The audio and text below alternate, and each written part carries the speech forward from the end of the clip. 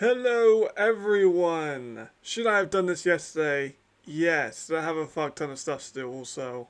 Yes, but I did put the short up on Alexander, so go check that out. Basically, it's just a preview of who I'm going to be doing after I do the Spiller video, which officially, the film study for that will start today, because it is Wednesday.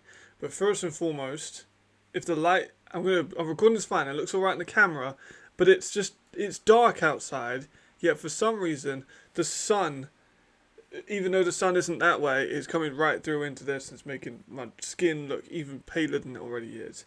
And also wearing a white shirt makes you the best choice. However, let's actually get into what we're doing. And what we're doing is seeing the week and predicting the scores and seeing who's going to win and, the usual stuff we do on the Tuesday. But instead it's on a Wednesday. So it's not dilly-dally around. You guys preferred when I had my face a bit more on it. So we're going to do that today. Alright, the first game. One I was really excited about last time it happened, and then it kind of lost a little bit of intrigue. It's Prague Lions 0-10 versus Verheervine Throwers, who are 2-7. Let's start with Prague.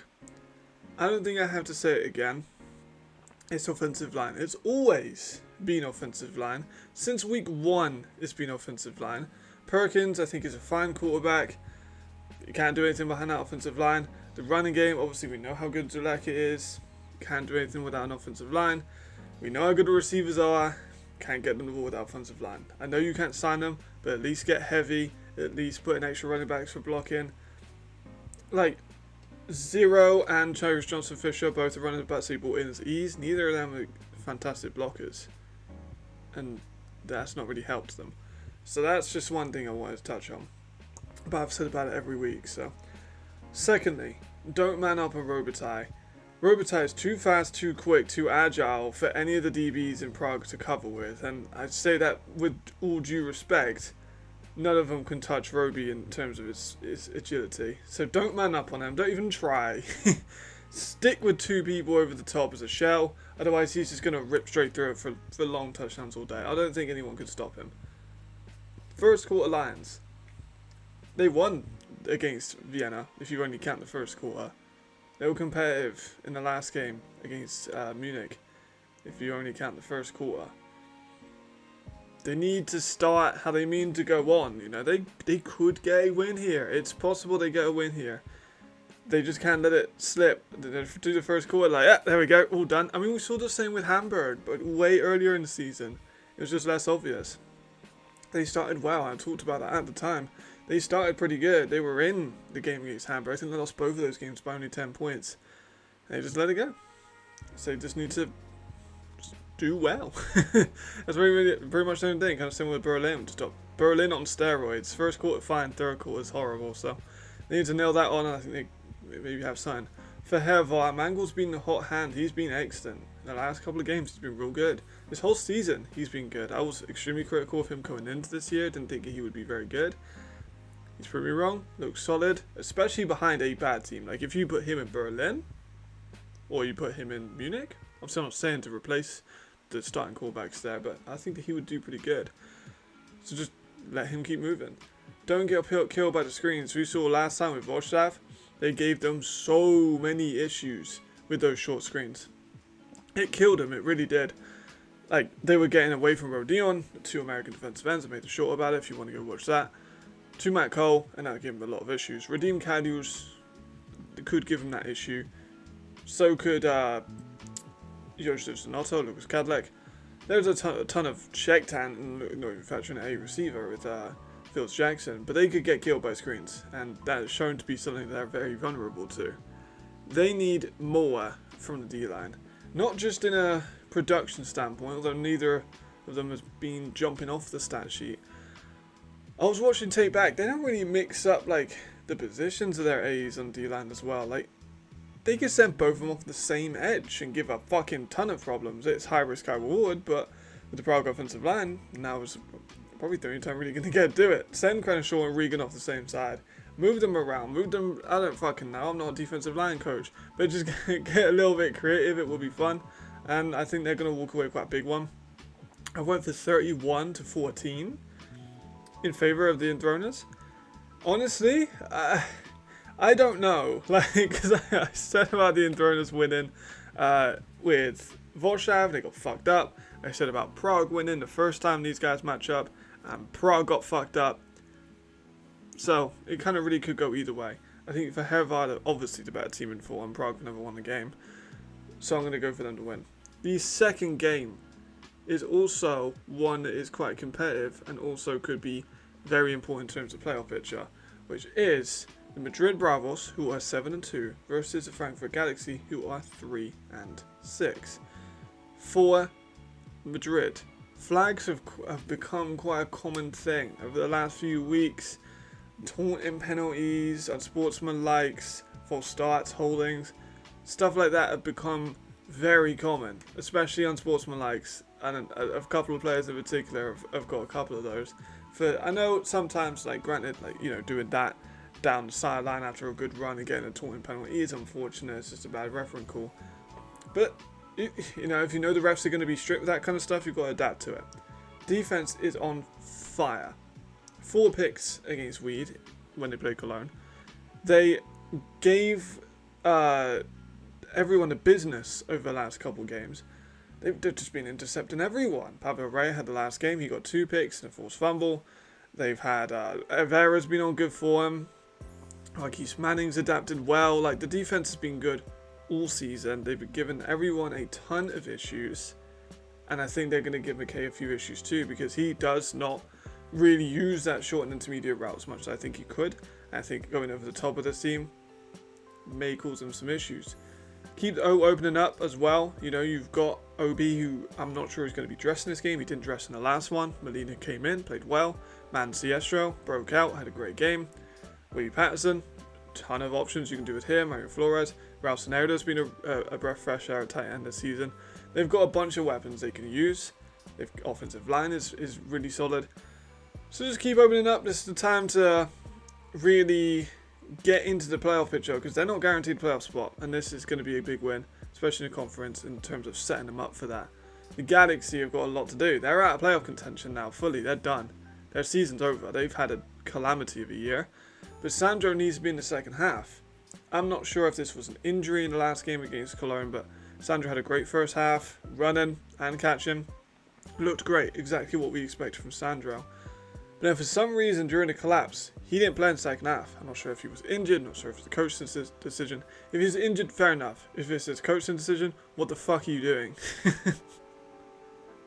Weird. And I know they've got better at calling plays in the red zone, running the ball. But like, if this is an injury, it's fair enough. But I don't know if it's an injury or not. But you have to play your best players, especially when you're like giving away this lead. And then they ultimately did give up a lead. It was not a good look for them, in all honesty. Outs and shorts killed them in the last game against Cologne. Lorax and Bofenda and all of these guys gave them a ton of issues on the out routes. So did Hill. But Hill's also short. But those out routes, especially on those 3rd and 4th downs, down the end of the 3rd quarter and start of the 4th quarter and the end of the 4th quarter, that fucked them up. It was like, what, 3rd and 12, 3rd and 15, just throw fucking out route, and it killed him. And shorts, Cars Hill was all over him, like burning them to the outside. It's a big issue for him. Had to adjust my chair because my back is killing me. The gas tank against Cologne really died out. Like, they looked pretty good in the first quarter. You know, they forced a few turnovers. They kind of stifled the offense of Cologne. And they gave it up. The defense had to go on the field because of turnovers and offense and maybe some quicker drives that didn't exactly help the defense for them to get their breath back. But then they absolutely got pieced up in the 3rd and 4th quarter, and they just let it go. They just got beaten, and it was simple as that. I am going to go for Madrid win. I think it should be quite comfortable. 38-16 is what I've gone for, because Madrid do kind of look hot at the moment. I know they lost against Paris, and it was a close game until the Dawson Dale's fumble recovery, so I would like to see that round back again, but I think this should be quite a convincing win for them. I doubt they'll have a ton of issues. Another really good game. This is actually a really good week 4 games in general. We've got the Raiders Tyrrell versus the Stuttgart Surge in Stuttgart, which is important, I think. For the Raiders Till, limiting Perry's mistakes. The last game, they were so in it, but then they lost it because Perry, I think what was it, 3 interceptions? He definitely threw a couple, one of them for a pick 6 to Raheem Wilson. They need to limit that. He's thrown turnovers against Helvetic, which caused that game to be a lot closer than it should have been. That pick 6 to Folk. So they just need that. You know, whether or not that's running the ball, and that is one of the points, is to keep the ball moving.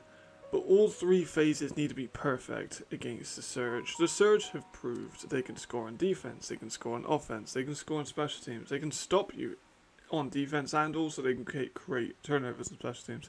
They've been great in all 3 phases of the game. So the Raiders Tyrrell need to be spotless. There is no other option. If they want to win this game, cause an upset against arguably one of the best teams, or the best team in the league, depending on who you are. If you're Marcus, they're the best team.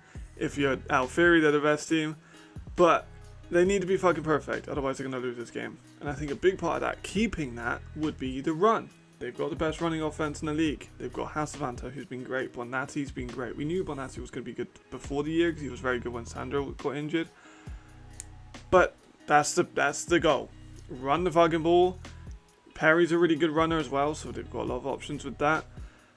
And just, I think they've got to fully commit to the run in this game. I think, although Surge have an amazing run defense, they really do, putting the ball in Perry's hands to throw against Fettig and Chad and all these other, and Wenser, who's been really good this season, and this linebacker and this defensive line is going to be crushing down on them, because the defensive line of the Raiders is still not great. And the offensive line for the Raiders is still not great, rather. They need to do that. And I'm not on the fence. I'm not great with Perry. I think that he is a good quarterback. He just makes those issues against the Surge you can't really afford to. For the Surge, though, their offense has been kind of weird lately. Like, they did very well against the Dragons, but they didn't do great on offense. They had a massive game against Milan. Very efficient and just obliterated them. You know, Riley got hurt with his shoulder. We haven't really seen Surge take the field much at all this season for like a full game. Against the Raiders Tyrrell. It's very similar to the Vienna Vikings. They're both in very easy divisions. Not easy. They're both dominant teams in their divisions. So they don't really play teams that are on their level. So they're kind of in a weird place. I thought they've looked a bit stagnant at some points in the last couple of weeks. Maybe not against Milan, but it's definitely still a point of discussion. Pressure in for turnovers happened in the last game. They sent a lot of pressure. They congested the middle of the field, and it caused a ton of issues for Nkosi Perry's reading of the game, and I think they're going to do that again. I think they're going to send pressure off the edges. I think they're going to give him split seconds to make decisions, and they're going to have people crashing down on routes in order to create turnovers. The Surge are dominant in the red zone. They've got Lewis Guy, who's probably the best red zone receiver in the league. Maybe. They've got Yannick Meyer, who is one of the best receivers in Europe. They've got Darryl Stewart Jr., who is a player who can just go up and over anyone. They have a ton of options in the red zone. They're one of the most efficient teams in the league in that area.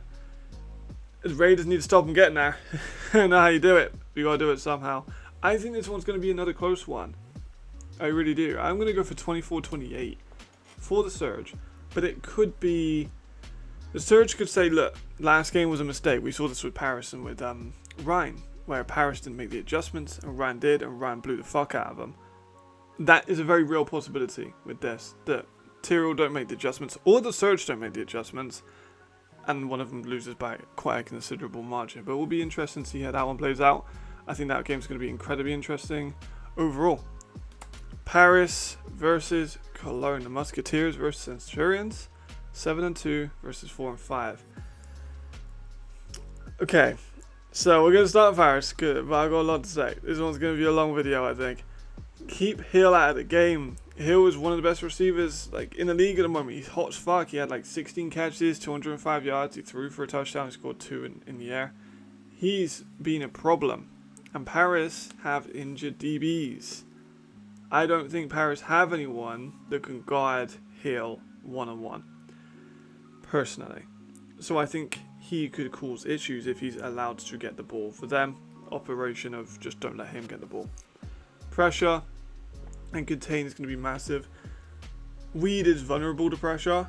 Last game against the Galaxy, we saw him rolling out left and right a ton. If Paris have a lot more of an athletic defensive line than the Galaxy do, so I think they'll be able to contain a lot more with people like Digan, with people like Stanley Zaregby. Like, they have a ton of options that they can contain with, and I think that'll be I think that's going to be a big part of it. It's just him getting caught in the pocket and not being able to make the throws that he would like to. Offense is mostly great. Mostly great. Edwards did throw 6 touchdowns in the last game. He's had an MVP type year, but there's been a ton of fumbles. Still, the run game hasn't been great. Like, they fumbled again at the goal line against Berlin. It could have been a real dominant game, and it wasn't because of those fumbles. We saw the fumbles against Round. We saw interceptions against Round. We've seen it over the last couple of weeks. So their offense has cracks in it, and Edwards is done incredibly well. But if they want to make playoffs, they're going to have to be very, very consistent down the road, and they're also going to have to put up a hell of a performance against one of the playoff teams, and then potentially a first or second seed team. Going to be tough. Cologne, we needs to be consistent. He was great in the last game. Phenomenal. Amazing. Legalized it, baby. He was incredible. The last game before that, he played like shit. I'm going to be real. Like, he was not good against Madrid. So we did need to find a balance. Are we going to get legalize it weed? Or are we going to end up dead weed? you know what I mean? Like, that's what we need to figure out. Of just, what one are we getting?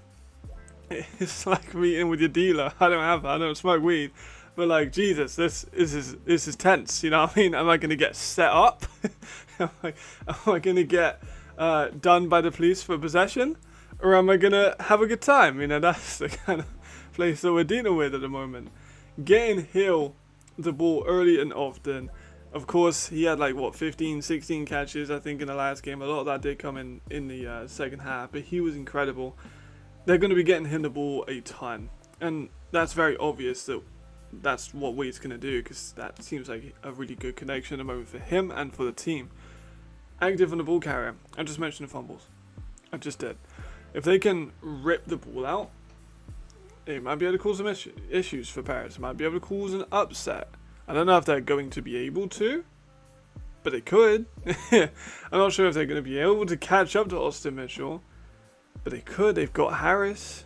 They got Poison Harris. He could give Edwards some issues. I think he really could. He shuts off half the field, and if you do throw his way, you're running the risk of throwing an interception, maybe even a pick six. He's literally fucking scored a pick six against Paris before, so that could be something. I've doubted Cologne. I have. I don't see them winning this game, though, still. I think it's going to be 26-14 to Paris. Paris have a tendency to either blow these teams out, or they kind of make it a little bit more difficult. I think they should be fine. I can see it being kind of lower scoring, but I could also see Paris winning by quite a lot. I don't think Cologne's going to be too happy about that. And I know I picked up against them a few times, but that's kind of the way I see it being. Next up, Barcelona versus Munich. I won't spend a bunch of time on this one, obviously. For Barcelona, I'll literally just keep it bullet point. Sort out the offense. Scouting for the future, because potentially you could have some players this season that you bring in for next year if the team is still present in 2025. This is an opportunity to try out some guys. That's it. An opportunity to try things out. On offense, on defense. Get into the bag of the playbook. Try out new guys in different positions. Fuck it. Like, that's literally all you've really got. For Munich, the offense has been very, very clinical. Last couple of games, Malik Stanley has been phenomenal. Tomowa back in full force, especially on the goal line. The play calling has been great. They got a little bit reckless with Milan at the end of the first half. Chad threw a couple of picks, but overall, like, they did fine. I think it was just trying to add a few points on, to be honest. They've been very good, and that's going to be a problem. The defense has let up in the last couple of games, though. A little bit. Like, they've allowed Prague to get a couple of good drives. They allowed Milan to get, like, a good amount of points. That's not great. I think they'll be back to full strength. This is a good opportunity for them to get back up into momentum. Should be quite easy. And a playoff run is in sight. They have the easiest strength of schedule technically. I think I think of it a bit differently because just who they are last year is not representative of who they are this year in terms of schedule making and strength of schedule. But if they want to compete with everyone else in making the playoffs, they missed the playoffs last year. Very close. They could make the playoffs this year, and getting a big win here would go a long way because there are many wins. There's only 12 games, and wins are fucking important. Who would have thought?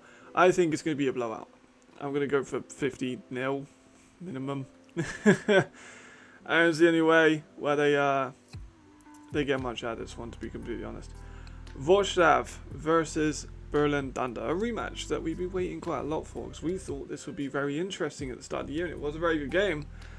But now both of these teams are negative and technically not out of playoffs, and if one of them does make the playoffs, now is the fucking time they need to win these games. It's absolutely imperative. Wrocław, short game is away. I just did obviously that short about how they beat the Enthroners, and it was through short passing and through screens. If Norwood is still the quarterback, we haven't really had much word on that, or what they're going to do, or if the league's going to allow them to. I don't know what the fuck they're going to do with that. But if they're going to have to go short, they've got Patella Moreno, they can use him short. They've got Cole, they can use him, and Szewski, and a bunch of other players they can use in these short situations. The offensive line after double Kitchens kind of goes without saying. Cole Kitchens is a really, really fucking good player. Multiple sacks against Paris, still leading, and he would give Norwood a fucking problem. If he's able to get through that line, so he's got to double him. Withhold the pressure, then turn up the heat. Berlin are Berlin, and they give me problems, which we'll get onto in just a second. If they can withhold that first half, and then get really, really aggressive in the second, ripping that ball out, we saw it with Paris, they fumbled the ball a lot in the second half. Creating turnovers, putting a ton of pressure on Sullivan, turning up the heat, I think they could have some potential good things come out of that. Berlin, you're making me lose my fucking mind. How do you not win that last game? How do you not win the game before that? And how do you not win the game before that? And the game before that? I think covering Berlin has been the most stressful time of my life. In just what they're going to do, how they're going to look. I don't know what they're going to look like. I can make an accurate prediction based on the tape. And then they turn up and they make a different team. But what I do know is that they're very, very poor in the second half. Especially in the last game in that third quarter was awful. That's going to be a big problem. I just don't know. I really don't know what they're going to do. They cause me a lot of stress. Keeping hold of the ball. I think you've got to keep Wrocław offense off. You've got to tire out that defense. I think you should be able to do that quite a lot. Especially with Kitchens being an absolute shit wrecker. Also in terms of just don't fumble the fucking ball. Last game in the third quarter they fumbled it 2 or 3 times. Can't happen. I know it is Wrocław, it's not Paris, but still can't happen. And the game is 60 minutes. This was a point of mine last week. The game in 45 minutes. The game in 30 minutes. The game in 15 minutes. The game 60. Cannot win 3 quarters. And then it's not, it's not MMA. You can't win 3 rounds and then let one step on us 5 rounds in MMA or 3 rounds. But still, the analogy is there. Hear me out. You can't win 3 rounds, lose 1. And be like, we win by decision, baby. Not the same. If you have that one stinker of a third quarter, like they did last game, oh my gosh. Travesty. I think it should be quite comfortable for him now. I don't see it being the same as last game. There's 2 very, very different teams. Stephen Duncan was on the team last time, and it was obviously about call by the Norwood. Norwood's naturally your wide receiver. Berlin should win, I think, 37-9. That's what we're going to go for. Again, it really shouldn't be too competitive, but you never really know with Berlin. The last game, we won't spend a ton of time on this one either, because I think it's going to be a blowout. The Rhein Fire versus the Hamburg Sea Devils. We'll start with Rhein, as always. Fresh team after a bye week. I don't believe they had a bye week until now, and now they've had one. They come back, they're fresh. Glenn's had a time to rest after taking a ton of action. Same with Jay, same with Kofi, who's returning from an injury. He's better now, hopefully. Same with McKnight, also coming off an injury. Came back, looked great. He's now hopefully fresh and rested, so that's going to be terrifying. The offense looks to be in full swing. Jadran's an MVP for him. Glenn is an MVP. McKnight looked great. Harlan Kofi's hopefully fully back from injury and looks fantastic. The offensive line looks much improved. Like, they are fucking going for it. And defensively, the turnovers are there. Fulford has thrown a ton of them. Especially in the clutch moments against the Galaxy. Those 2 picks at the end were brutal. And then against Madrid, he threw multiple. Like, it was a dominant one for both of those teams defensively. And Fire have Murray Williams. Fire have a ton of athleticism within their defense, and I think they're going to cause a lot of issues, especially on the defensive line. Going to be able to crash down and maybe force some interceptions and also fumbles and big sacks of losses. I think that's going to be a big thing. We could see someone on that team get 3 or more sacks on Hamburg. Fulford, be safe. We've seen it in the last game. I'm pretty sure he made his debut against Ryan, of just him throwing the ball up and into double, triple coverage. Be safe. Take the underneath routes. Like, you have Torrent Justice, you have a couple other really decent receivers that can just hit underneath routes and just be safe. Don't turn the ball over. Even if it's like going out 3rd and downs and just losing because you didn't have those chunk plays, it's better than getting blown out by 50 because you throw 6 picks. Keep running the ball, I think, and keeping the Fire offense off the field. The less that Fire offense is off the field, the better, because you don't want them on at all, because they're going to score, most likely.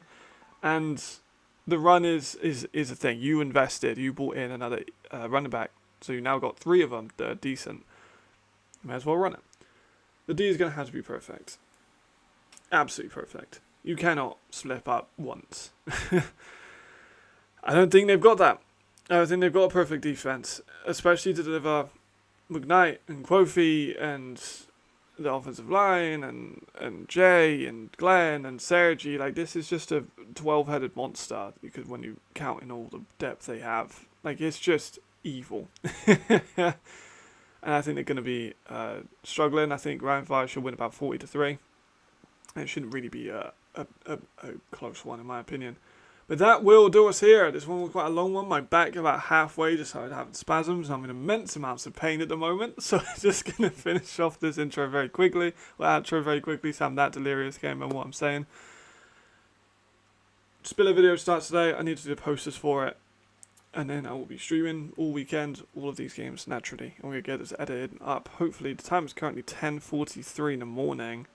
And I think, because of just the way that my laptop has been, it might be out by about 7 PM, because it's just, I've had to re-upload like 6 times because the sound isn't there about halfway through the video, or something just randomly pops up on the screen I didn't put there. It's been weird. So we'll just see how that goes. But thank you, everyone.